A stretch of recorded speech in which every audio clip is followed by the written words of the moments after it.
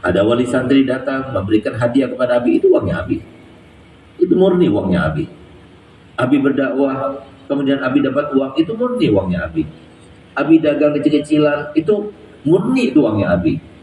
Tapi dengarkan ikrarnya Abi. Abi berikrar bahwasanya semua yang Abi miliki di pondok ini maupun di luar pondok ini, semuanya Abi wakaf untuk Allah dan Rasulnya. Di saat itulah sempat beliau itu berkata begini kepada kami, tapi jangan sekali-kali kalian berkata bahwasanya Abi ini adalah ayah kalian yang jahat, ayah kalian yang bengis karena tidak meninggalkan harta waris untuk kalian. Bukan Abi yang mengurusi harta waris itu. Yang menyediakan harta untuk kalian makan, untuk kalian tinggal, bukan Abi. Abi ini sebagai pemakan rezeki. Tapi Abi ini pekerjaannya sebagai orang tua cuma satu, bagaimana caranya mendidik kalian menjadi anak-anak yang soleh dan solihah. Abi yakin kalian sudah Abi didik sendiri di pondok ini sampai selesai, kemudian Abi utus, Abi berangkatkan kalian ke Mekah, ke Madinah, ke Hadramaut, dan kalian sekarang sudah kembali kepada Abi. Insya Allah kalian semuanya orang-orang yang soleh dan solihah. Kalau sudah Abi yakin kamu itu soleh, Abi yakin pada dua ayat yang berbunyi dalam Al-Quran. Ini dua ayat ini yang menentukan orang itu bahagia dunianya, bahagia akhiratnya, bahagia barzahnya, dekat dengan nabinya di dunia sampai di akhirat. Ini dua orang ini yang berada di dalam dua ayat ini. Apa itu ayat itu? Yang pertama, Allah Ta'ala firman dalam Al-Quran, Innal ardo yarisuha ibadiyas solihun. Kalau kita ingin tahu, kan saya punya apa? Siapa yang berhak mendapatkan kenikmatan di dunia ini? Walaupun dia tidak punya istri yang cantik, walaupun dia tidak punya rumah yang bagus, walaupun dia tidak punya mobil yang mewah, tapi dia merasa nikmat hidup di dunia. Tapi selain daripada orang semacam ini, maka dia tidak akan mendapatkan kenikmatan. Walaupun dia punya uang melimpah, bagaimanapun. Hanya orang soleh, kata saya punya apa? Hanya orang soleh yang bisa menikmati dunia ini, orang soleh. Yang naik pesawat nikmat itu orang soleh. Yang mau tinggal di rumah bersama istrinya yang cantik itu orang soleh. Yang bisa menikmati makanan yang lezat itu hanya orang soleh. Yang bisa menikmati semua kenikmatan dunia sehingga benar-benar dikatakan sebagai pewaris, yang berarti benar-benar menggunakan, benar-benar menikmati, benar-benar menerapkan hakikat daripada ke dunia itu hanya orang soleh. Oleh karenanya Abi ini tugasnya menjadikan kalian cuma orang soleh. Yang kedua, di dalam ayat Allah Ta'ala firman, wa huwa yatawallas sholihin. Kalau kalian sudah soleh-soleh, dimanapun kalian berada, yang mengurusi kalian bukan Abi lagi. Walaupun Nabi meninggal, tapi zat yang mengurusi kalian tidak meninggal. Dimanapun kalian berada, Abi yakin kalian akan hidup dalam keadaan mewah, sejahtera, apapun yang kalian harapkan, insya Allah Allah akan berikan untuk kalian, karena kalian soleh. Subhanallah. Ini yang diajarkan oleh saya punya apa? Oleh karena itu, mari kita belajar daripada kehidupan Habib Anis. Habib Anis itu bukan berarti beliau ini tidak mempunyai kesempatan untuk menjadi orang kaya. Banyak kesempatan. Baik ketika beliau menjadi ketua Surya PKB pada waktu itu. Baik ketika beliau itu sedang berdagang kayu dan pada waktu itu sedang menanjaknya. Baik ketika beliau itu mendapatkan kesempatan-kesempatan yang lainnya. Tapi lihat bagaimana justru beliau itu berdoa yang sampai sekarang saya sendiri nggak mau berdoa dengan doa beliau. Di mana ada kesempatan untuk mendapatkan uang satu kresek. Dan alhamdulillah saya juga pernah merasakan seperti itu. Kadang-kadang mau menyerahkan pada orang lain satu kresek itu berat banget gitu. Tapi alhamdulillah beliau mendapatkan sodoran untuk mendapatkan uang satu kresek. Tapi ternyata beliau itu ada seorang yang yasiku billah, yakin kepada Allah. Beliau pernah mendengar daripada petuah Abu Yahya Habib Hasan Baharus sebagai gurunya, sesungguhnya dan seharusnya sesuatu yang harusnya kita hadapi dengan paling tenang, paling enjoy itu urusan dunia. Yang paling tenang, yang paling enjoy itu urusan dunia. Kenapa? Yang jamin itu Allah. Wa ma min dabbatin fil ardi illa 'alallahi rizquha, dalam hadis sahih Bukhari. Nabi SAW bersabda, setiap orang itu ketika berada dalam rahim ibunya, selama 120 hari Allah sudah tetapkan rezekinya dari mulai lahir sampai meninggal. Kok sampai kita bingung-bingung? Harusnya kita itu menjalankan seperti yang disampaikan Allah Ta'ala, wabtaghi fima atakallah ad-daral wala tansa nasibaka minad dunya wala tansa nasibaka minad dunya. Kenapa dikatakan wala tansa nasibaka minad dunya? Karena Allah yang menjamin. Kita hanya bergerak. Silakan kita tanya kepada orang-orang yang kaya. Silakan kita tanya kepada para pengusaha yang sukses. Apakah mereka itu sukses dan kaya karena planning yang telah dibuat ketika dia muda? Demi Allah, kalau mereka sujud, mereka tidak akan mengatakan demikian.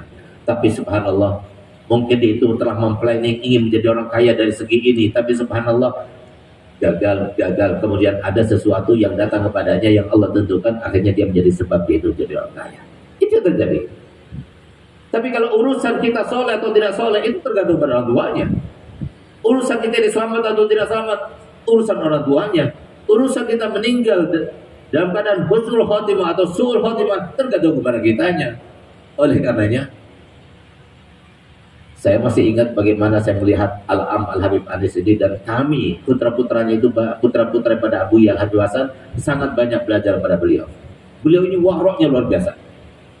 Warok, nggak mudah menerima uang, itu nggak mudah. Kalau dilihat orangnya itu yang memberikan itu adalah orang-orang yang betul-betul berpegang teguh dengan syariat, diterima. Tapi kalau tidak, dia kan. Bahkan saya melihat sendiri, ada satu orang yang mungkin kerjanya kurang, tidak baik.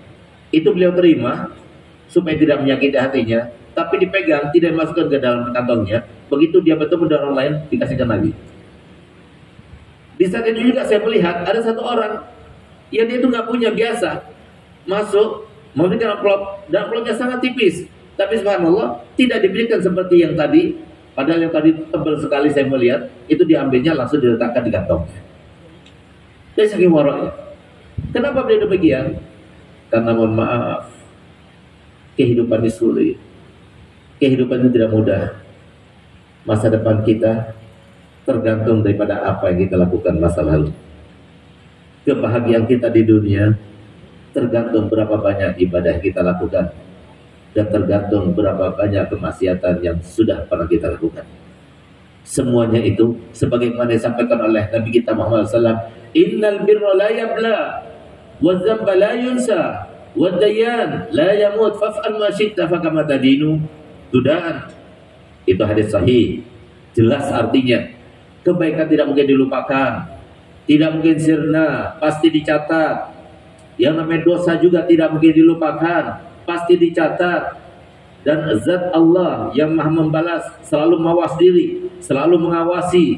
Tapi bukan sekarang waktunya membalas. Tapi ingat kata Nabi SAW, kalau kamu sudah tahu 3 hal itu tidak akan kemana-mana. Yang kita lakukan berarti kembali pada kita. Kita melakukan kebaikan berarti kembali pada kita, melakukan keburukan berarti kembali pada kita. In ahsantum ahsantum li anfusikum wa in asatum falaha. Kalau kamu baik, baik untuk kita sendiri. Kalau kita tidak baik, berarti kita sendiri yang menjadi celaka karenanya. Kita yang menentukan, bukan orang lain, bukan, tapi kita sendiri yang menentukan. Kita mau hadir majelis, nggak mau hadir majelis, kita yang mendapatkan memetik kebahagiaannya. Bahkan Nabi dalam hadis itu mengatakan apa? Fakama tadinu tudan. Perumpamaan yang dibandingkan oleh Nabi di dalam gambaran kehidupan yang sesungguhnya ini sama seperti hutang. Hutang itu wajib dibayar. Kalau seumpama hutang itu tidak dibayar, maka menjadi termasuk dosa besar. Kalau itu mampu bayar tapi tidak dibayar, bahkan menjadi sebab orang itu tidak mendapatkan syafaat Nabi Muhammad SAW. Nabi SAW membandingkan apa yang kita lakukan dengan hutang. Kalau kita memberikan kepada Allah Ta'ala kebaikan, ibadah, ketaatan, birrul walidain, menghormat kepada yang tua, berakhlakul karimah, menghormat keluarga dan sebagainya, maka berarti kita berhutang kepada Allah. Allah berhutang kepada kita apa? Menghutangkan kita berarti menghutangkan Allah, dan Allah berhutang kepada kita kebahagiaan, kemudahan, kesejahteraan, mimpi Nabi Muhammad SAW, dekat kita pada Nabi Muhammad SAW. Semuanya karena yang telah kita hutangkan kepada Allah daripada kebaikan-kebaikan. Tapi kalau yang kita hutangkan pada Allah kemaksiatan demi kemaksiatan, tinggal tunggu saja waktunya. Oleh karenanya, itulah kehidupan. Sampai-sampai Imam Ghazali mengatakan, kehidupan yang harus kita jalani cuma 2 hal, gak ada yang lainnya. Kamu siap berkumpul dengan orang, silakan. Dan itu lebih baik, itu kehidupannya para nabi, itu kehidupannya para rasul. Itu yang dapat menangkap, itu yang dapat menjaring pahala yang begitu banyak. Kumpul sama orang. Tapi kalau kamu tidak siap, berdiamlah di rumah, alias uzlah dan khulwah. Bagaimana kita siap? Karena mohon maaf, banyak di antara kita yang tidak paham, tidak sadar, karena sibuknya kita mengurusi dunia sampai kita lupa ada sesuatu yang lebih penting yang menentukan rezeki kita juga dimudahkan dan berkah serta membahagiakan. Ini urusan ini yang menentukan kita itu senang atau tidak. Walaupun kita punya harta sedikit menjadi berkah, sehingga apa? Yang sedikit bisa menjadi banyak nanti. Itu tergantung pada yang ini. Apa itu? Amal kebaikan kita dan amal keburukan kita. Kesiapan di sini yang dimaksudkan oleh Imam Ghazali itu adalah siap tidak kita itu berjumpa dengan keluarga kita, siap tidak kita bertemu dengan orang tua kita, siap tidak kita bertemu dengan tetangga kita, siap tidak kita bertemu dengan istri dan anak-anak kita. Semuanya itu adalah ujian. Oleh karenanya dikatakan oleh para salihin bahwasanya kalau kita mau berinteraksi dengan manusia, kalau harus kita siap dan mau kita siap berkumpul dengan manusia, kesiapan itu dengan 3 hal. Yang melaksanakan 3 hal ini berarti dia termasuk sukses, dan semoga kita mudah melaksanakannya. Apa itu? Yang pertama, harus berinteraksi dengan manusia dengan dasar husnudzon. Jangan bersuudzon kepada istri, kepada anak-anak, kepada keluarga, kepada kerabat, kepada siapa saja kita diperintahkan untuk husnudzon. Kenapa? Karena husnudzon itu terkait dengan firman Allah Ta'ala, ana inda dhanni abdi bi falyadun bi masya. Al-Habib Abdullah Al-Idrus Al-Akbar beliau mengatakan, ma yakid man ahsanadhan wa in akhta. Tidak akan rugi, bahkan pasti beruntung orang husnudzon, walaupun dia itu salah di dalam husnudzonnya. Kenapa? Bukan kita yang memberikan, tapi Allah yang memberikan. Tapi sebaliknya, tidak akan beruntung, kata beliau, kalau semua kita itu suudzon kepada orang lain. Kenapa? Karena yang memberikan atau yang menjadikan, menerapkan, mentakdirkan itu semuanya adalah Allah Subhanahu Wa Taala. Kita bisa husnudzon, silakan kumpul dengan manusia. Nggak bisa husnudzon, jangan kita itu sampai kemudian memvonis orang lain. Siapa kita? Seakan-akan yang namanya surga itu sudah di kapling seakan-akan bulan kita, sehingga kita mengatakan, oh ini ahli nar, oh ini tidak baik, ini yang merupakan ahli nar dan sebagainya. Itu kita lihat bagaimana Syekh Abdul Qadir Jailani radhiyallahu anhu ketika beliau itu jalan di salah satu lorong di kota Basrah. Tiba-tiba beliau itu ketika berjalan ada seorang anak muda yang sedang mabuk teler, sehingga beliau itu tidak mau mengganggunya.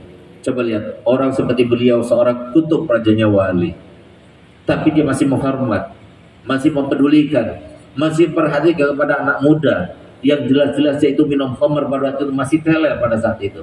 Dia mencari tempat yang tidak mengganggunya, cari jalan yang gak kosong. Subhanallah, ternyata anak muda itu tanggap melihat kepada kedatangan Syekh Abdul Qadir Jailani, sehingga kemudian anak muda berkata begini, ya Abdul Qadir, labbaik. Karena dia tahu namanya Abdul Qadir, labbaik. Coba kalau kita dipanggil sama orang semacam itu. Beliau tidak ada suudzon, tapi adanya itu husnudzon. Kenapa? Kita tidak tahu. Untuk kita itu mau husnudzon kepada orang lain dan tidak merasa lebih baik pada orang lain, sudah diajarkan oleh Habib Haddad. Gimana caranya? Tidak ada seorang pun di antara kita yang berani bersumpah bahwasanya satu saja daripada kebaikan yang pernah kita lakukan di masa yang lalu, demi Allah kami bersumpah pasti diterima. Ada yang berani? Gak ada yang berani. Gak ada yang tahu yang mana bisa diterima oleh Allah Ta'ala. Sebagaimana tidak ada seorang pun di antara kita yang berani bersumpah bahwasanya dosa yang pernah kita lakukan pasti Allah akan hapuskan dosanya dan sudah diterima tobatnya. Ada yang berani? Gak ada yang berani. Bagaimana kita merasa lebih baik daripada orang lain sampai kita suudzon kepada orang lain? Coba lihat bagaimana Syekh Abdul Qadir Jailani. Ketika dipanggil seorang anak muda yang sedang mabuk, sedang teler, dipanggil Abdul Qadir, labbaik. Aku mau bertanya dengan 3 hal. Silakan. kalau saya bertobat, kira-kira Allah terima taubatnya atau tidak? Dijawab oleh Syekh Abdul Ghani, bagaimana tidak? Pasti diterima. Asal kau taubat, benar-benar taubat nasuha, pasti Allah terima. Bahkan Allah mengatakan bahwasanya Allah Ta'ala cinta pada orang yang bertaubat. Baik, pertanyaan kedua, apakah mungkin orang seperti saya menjadi orang seperti yang tahu? Apa kata Syekh Abdul Ghani? Oh, mungkin sekali. Bahkan lebih daripada saya mungkin. Nggak ada yang nggak mungkin. Kalau sudah Allah cinta pada seorang, semua maksiatnya itu tidak akan dilihat. Ini penting sekali, kata Abdullah Haddad. Allah Ta'ala itu tidak pernah merasa perlu kepada kebaikan kita. Sedekah kita, sholat malam kita, akhlak kita, Allah tidak perlu kepada itu. Sebagaimana Allah tidak membahayakannya maksiat kita. Sehingga kalau Allah Ta'ala itu ingin memberikan maaf, ingin memberikan rahmat, maka kepada siapapun walaupun dia berdosa, dia akan mendapatkannya. Terserah Allah. Subhanallah. Tiba-tiba anak muda itu berkata begini. Pertanyaan ketiga, apakah mungkin orang seperti Anda, Syekh Abdul Jalani, menjadi seperti aku? Di saat itulah beliau itu tersungkur dan menangis bersujud kepada Allah. Apa kata beliau? Gak mungkin, sangat mungkin, sangat mungkin. Sambil beliau itu menangis kepada Allah Ta'ala. Siapa yang tidak?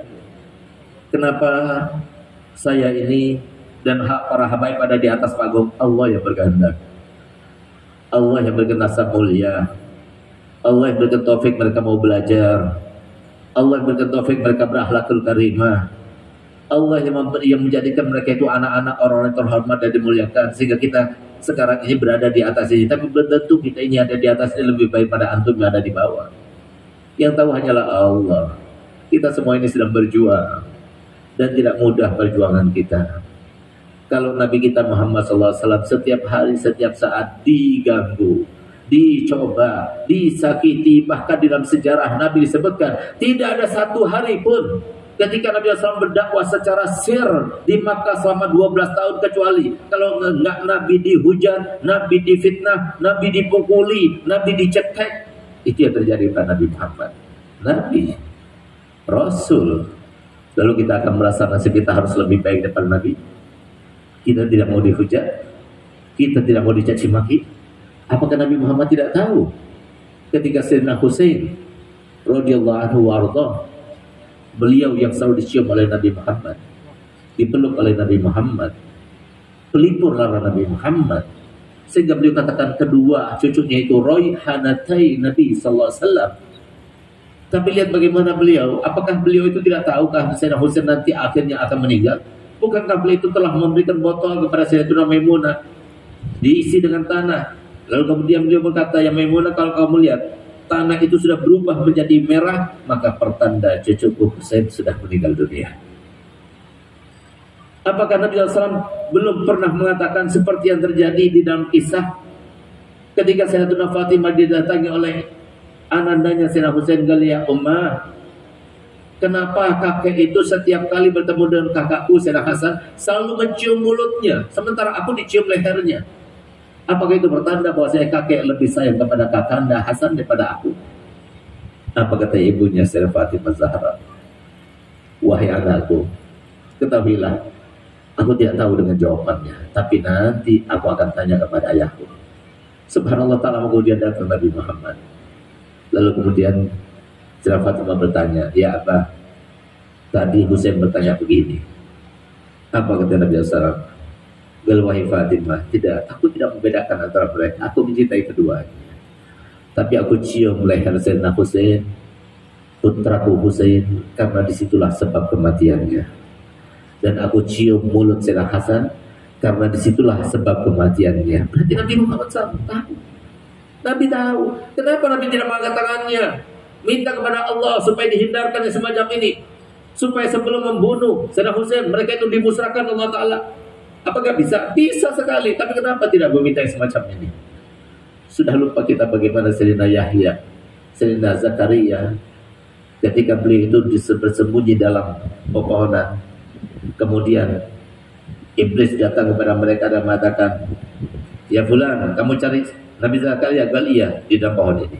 Oh, bagaimana mungkin? Lihat, subhanallah, ada sebagian daripada bajunya yang masih tersisa tidak masuk ke dalamnya. Sehingga apa yang lakukannya? Diambil gergaji, kemudian digergaji pohon itu. Begitu digergaji, sudah tepat ke tubuhnya, maka darah itu mengucur. Ketika darah mengucur, maka beliau itu teriak karena kesakitan. Di saat itulah datang malaikat Jibril. Jangan kau teriak lagi, cukup sekali saja. Kalau kau teriak lagi, maka niscaya Allah akan memindahkanmu daripada derajat para nabi. Sampai segitunya. Ini Nabi Muhammad sedang sujud di depan Ka'bah. Kemudian tiba-tiba datang Uqbah bin Abi Mu'ayyid. Lalu dia itu mengambil kotoran unta yang sudah berada di tempat sampah. Lalu diuraikan dan diburaikan isinya itu di atas kepala Nabi Muhammad. Sudah kita merasakan semacam itu. Berat ya akhi.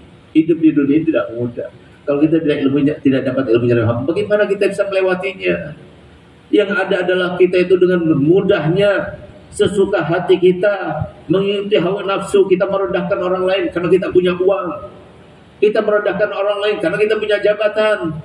Kita bahkan merendahkan keluarga kita. Kita menyepelekan mereka, bahkan kita melakukan KDRT kepada mereka. Siapa mereka? Mohon maaf. Kita ini sendiri. Kita ini sendiri. Nggak ada terkait dengan mereka semuanya. Mereka itu cuma titipan. Mereka titipan bisa jadi anak kita, istri kita. Mereka lebih tinggi makamnya sisi Allah. Kita nggak tahu. Jangan pernah merasa kita selamat. Jangan pernah merasa kita lebih baik. Sehingga kalau seumpama kita ingin selamat berinteraksi dengan semua orang, husnudzon. Semuanya sudah dicintai oleh Nabi Muhammad. Semuanya sudah pernah bersumpah Nabi Muhammad, wallahi inilah arda wahidah min ummati finnar. Bagaimana kita mau vonis mereka? Ini ahli nar, ini orang tidak baik.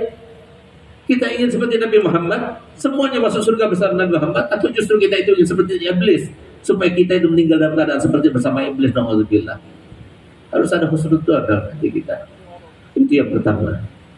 Yang kedua, anggap semua orang yang di sekitar kita itu adalah syahrullah. Itulah maksud daripada apa yang kita biasa berzikir, la ilaha illallah kulla yawmin huwa fi syahrullah. Gak ada yang kebetulan, gak ada, semuanya sudah direncanakan. Kita punya orang tua yang semacam begini, kita punya istri semacam begini, kita punya suami semacam begini, kita punya anak-anak semacam begini, kita punya guru semacam begini, kita punya tetangga semacam begini. Semua ketentuan Allah. Kita sasarannya, kita yang mau diangkat derajatnya, kita mau dihapuskan dosanya, kita mau diberikan pahalanya. Bagaimana kita bisa selamat daripada kehidupan semacam ini kalau kita tidak menggali, mempelajari ilmunya Nabi kita Muhammad sallallahu alaihi wasallam. Dan kita belajar daripada manaqib Habib Anis, tambah kuat kita. Biarkan saya seperti ini. Saya tidak akan merendah kepada orang lain. Saya akan menampakkan akhlak yang baik, walaupun itu berat, walaupun itu sulit, walaupun itu tidak enak dalam hati saya akan laksanakan. Buktinya beliau Masya Allah, seperti beliau yang tidak mau menampakkan keilmuannya, tapi Masya Allah banyak yang mendoakannya. Itulah kehidupan. Tidak mudah. Kita anggap syahrullah, tidak ada yang kebetulan, semuanya direncanakan. Allah Ta'ala firman dalam Al-Quran, وَجَعَلْنَا بَعْضَكُمْ لِبَعْضٍ فِتْنَةً أَتَصْبِرُونَ. Aku jadikan antara satu dan yang lainnya itu adalah fitnah. Tujuannya apa? Tujuannya Allah ingin tahu apakah kalian sabar atau tidak. Di dalam hadis Nabi SAW bersabda, apakah ada satu kejadian di dalam dunia ini, ucapan ataupun tindakan yang tidak dikehendaki Allah? Tidak ada, semuanya dikehendaki Allah. Sasarannya siapa? Kita sasarannya. Bagaimana kita meresponnya? Kita bukan merespon dia, tapi kita merespon Allah. Sehingga pantas kalau Nabi Muhammad SAW bersabda, kun ma'al khalqi ka'adlah khalqah. Jadilah kamu itu bersama makhluk. Tidak ada makhluk, tapi yang ada kita bersama Allah. Kita lihat bagaimana para salafus saleh. Kita lihat Al-Habib Ali bin Husain Al-Attas, sahibu Tajul Aras. Subhanallah. Jilid kedua kita buka, baca dari pertama sampai akhir. Siapa mereka? Agrarnya, orang hidup di zamannya, sama-sama murid daripada Habib Saleh bin Abdullah Attas. Tapi lihat bagaimana ini, beliau akhlaknya begini, beliau itu karomahnya begini. Yang dicari kebaikannya, tapi kita sebaliknya, kita mencari keburukannya orang lain. Yang kita cari adalah keburukan orang lain. Apa yang dilakukannya? cari, kalau sudah ada ayatnya disebar kepada orang lain. Coba lihat bagaimana mereka. Kenapa Habib Ali bin Asakal mengatakan demikian? Karena beliau tahu ilmunya Nabi Muhammad. Beliau mau seperti itu. Karena ingin bermujahadah, membersihkan hatinya, menundukkan jiwanya, supaya dia tetap masuk dekat sekali pada datuknya Nabi Muhammad SAW. Sampai dari saking inginnya beliau itu, apa yang telah dilakukannya di karyanya ini menjadi amal kebaikan yang bisa dicontoh oleh orang-orang selanjutnya. Beliau katakan tidak rela kalau ada satu yang menerjemahkannya. Tajul Ar-Ras sampai sekarang tidak diterjemahkan. Kenapa? Wasiat daripada beliau. Sampai beliau tidak ingin tahu akronnya, tapi lihat husnudonnya. Oleh karena itu para hadirin muliakan Allah Ta'ala, tidak mudah. Kita masih ingat ketika anak kita akan menghadapi ujian nasional, sibuknya orang tua luar biasa, sampai mendatangkan guru-guru les supaya mereka itu tidak gagal. Padahal ujian kita daripada Allah bukan setahun sekali. Ujian kita daripada Allah bukan sebulan sekali. Ujian kita dari Allah bukan seminggu sekali, tapi setiap waktu ujian. Saya masih teringat saya punya abah berkata begini, Segar, kamu tahu paling sulit di dunia ini apa? Saya tahu kalau sudah abah saya berkata begini pasti ingin memberitahukan sesuatu. Saya bilang saya tidak tahu. Paling sulit di dunia itu adalah berakhlakul karimah. Dan paling sulit berakhlakul karimah itu dengan siapa? Saya katakan saya tidak tahu. Berakhlakul karimah yang paling sulit dengan orang yang tidak beriman kepada Allah. Subhanallah.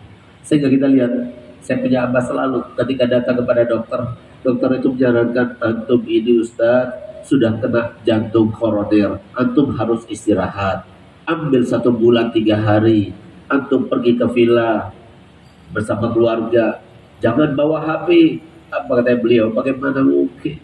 Di dunia ini kita beristirahat. Tidak ada istirahat di dunia ini. Kalau Nabi Muhammad tidak istirahat sampai meninggal dunia, maka Abi juga seperti itu.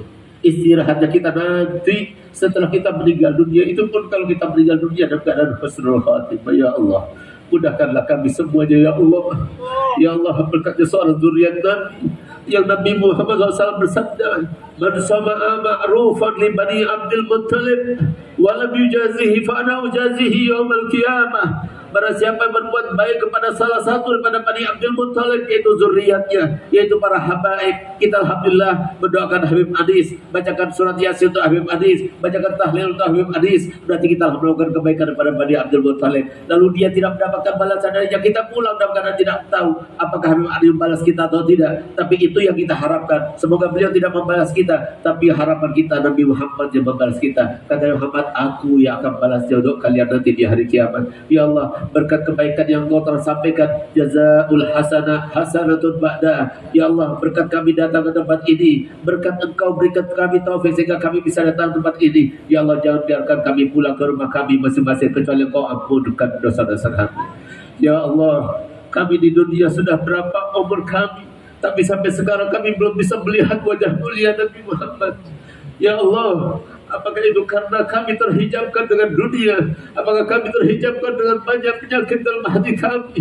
Ya Allah, yang melintaskan kami berdoa adalah Engkau. Ya Allah, yang memberikan kebaikan pada orang soleh adalah Engkau. Ya Allah, berikanlah kami kebaikan. Biarkan kami merasa, ya Allah, sebagaimana Engkau berikan kami lintasan untuk berdoa semacam ini. Ya Allah, biarkan kami keluar tempat ini dalam keadaan berbeda, ya Allah. Ya Allah, biarkan kami merasa yakin dan tidak merendahkan-Mu, ya Allah, dalam urusan dunia ini, ya Allah. Kami yakin Engkau semuanya memberikannya, ya Allah. Kami yakin seyakin-yakinnya karena Nabi Muhammad telah menyampaikannya. Alladzi li ghairi ghaibi yasil ilaik walladzi ghusiblak hasilun dak. Ya Allah, jadikanlah perkara manusia dan sekitar kita adalah perkara yang paling kami pikirkan. Jangan sampai mereka itu mencatat sesuatu yang tidak baik dari kita, dari tindakan kami, dari ucapan kami. Ya Allah, terutama daripada orang tua kami. Berapa banyak kami telah berucap dengan ucapan yang menyakiti hati mereka, ya Allah, tanpa kami sadari. Itu ucapan membuat mereka terbawa di dalam pikiran mereka, sampai kadang-kadang tidak bisa tidur, sampai perkataan itu menjadi mereka sakit. Sementara orang tua kami sudah meninggal dunia ya Allah. Ampunkanlah dosa-dosa kami ya Allah. Jadikanlah kami termasuk anak-anak yang berbakti pada orang tuanya ya Allah. Dan jadikanlah orang tua kami yang telah mendidik kami dengan rahmat dan kasih sayang, mereka mendapatkan ampunan daripada Allah. Jadikanlah kubur mereka itu kuburan raudhatan min riyadil jannah, dan jadikan kubur mereka Allah hufratan bil hufaridiran. Ya Allah, jangan biarkan kami keluar dari tempat ini kecuali Engkau sudah bersihkan hati kami ya Allah. Hilangkan segala cinta dari hati kami. Cinta kepada dunia hilangkan ya Allah. Cinta kepada keluarga hilangkan ya Allah. Biarkan semuanya di tangan kami ya Allah. Sisakan dalam hati kami hanya cinta kepada-Mu dan kepada Nabi Muhammad SAW. Ya Allah, kami yang begitu dicintainya oleh Nabi Muhammad, kami yang dikatakannya sebagai saudaranya, yang Nabi SAW sempat merendahkan mata untuk kita ya Allah, tapi kami sangat lambat untuk kami memperhatikan beliau, berjuang untuk beliau, memikirkan beliau, berselawat kepada beliau, ingin membantu perjuangan beliau. Ya Allah, jangan biarkan kami telah meninggalkan tempat ini kecuali Kau tanamkan dalam diri kami untuk kami benar-benar berjuang untuk beliau ya Allah. Dan apapun yang Kau berikan pada kami ya Allah, harta kami, jiwa kami, semua yang Kau berikan pada kami ya Allah, berikan kami hidayah supaya kami menggunakan itu semua untuk mendekatkan diri padamu ya Allah. Ya Allah, kami sangat tahu melalui lisan mulia Nabi Muhammad SAW, suatu waktu nanti sebagaimana Habib Anis meninggal dunia, kita pun juga akan meninggal dunia. Di saat itulah keluarga kami hanya menasihati kami, keluarga kami hanya menangisi kami, sementara kami yang ada di liang lahatkan, sementara keluarga kami akan meninggalkan kami yang bermanfaat untuk kami dalam amal kebaikan kami. Sampai sekarang kami belum bisa memastikan ya Allah, kami termasuk mendapatkan rahmat-Mu atau tidak. Ya Allah, jadikanlah kami yang benar-benar tangan kami ini ya Allah kepadamu ya Allah. Pastikan pada kami semua rahmat-Mu ya Allah. Ya Allah, selamatkanlah kami daripada fitnah akhir zaman. Selamatkanlah kami daripada fitnah akhir zaman. Anak-anak kami, keturunan kami, saudara-saudara kami, semua murid-murid kami dan semua kaum muslimin. Ya Allah, jadikanlah saudara kami ya Allah tambah kuat imannya, tambah kuat ketakwaannya, sehingga tatkala meninggal dunia itulah puncak keimanan dan ketakwaannya ya Allah. Sehingga kami semuanya tidak ada satu pun di antara kami dan semua keluarga kami, semua yang terhubung dengan kami, yang nantinya pasti akan mengalami yang namanya ajal timpa kepadanya dan pasti akan sendirian dalam kuburnya. Ya Allah, jadikanlah kubur kami ya Allah raudhatan min riyadil jannah. Di saat tidak lagi saudara yang sangat kami cintai, keluarga yang begitu kami cintai menemani kami pada saat itu, kami tidak merasa takut karena pada saat itu ada rahmat-Mu ya Allah. Ya Allah, berikan rahmat-Mu kepada kami. Di saat inilah kesempatan yang kami punya ya Allah. Ya Allah, Engkau perintahkan kami untuk dekat kepada-Mu tapi kami menjauh. Engkau berikan semuanya kepada kami tapi kami tidak peduli kepada-Mu. Ya Allah, berapa banyak peringatan telah datang kepada kami, tapi kami tidak peduli kepada peringatan itu ya Allah. Jadikanlah kami termasuk tersentuh dengannya ya Allah. Jadikanlah kami termasuk yang selalu Engkau ingatkan pada kami ya Allah. Dan kami mudah-mudahan menggunakan peringatan tersebut sebagai jalan untuk kami kembali kepada-Mu ya Allah. Rabbana atina fid dunya hasanah wa fil akhirati hasanah wa qina adzabannar. Wa sallallahu ala sayyidina Muhammadin wa ala alihi wasallam. Alhamdulillah rabbil alamin. Saya mohon maaf. Wabillahi taufiq wal hidayah. Wassalamualaikum warahmatullahi wabarakatuh.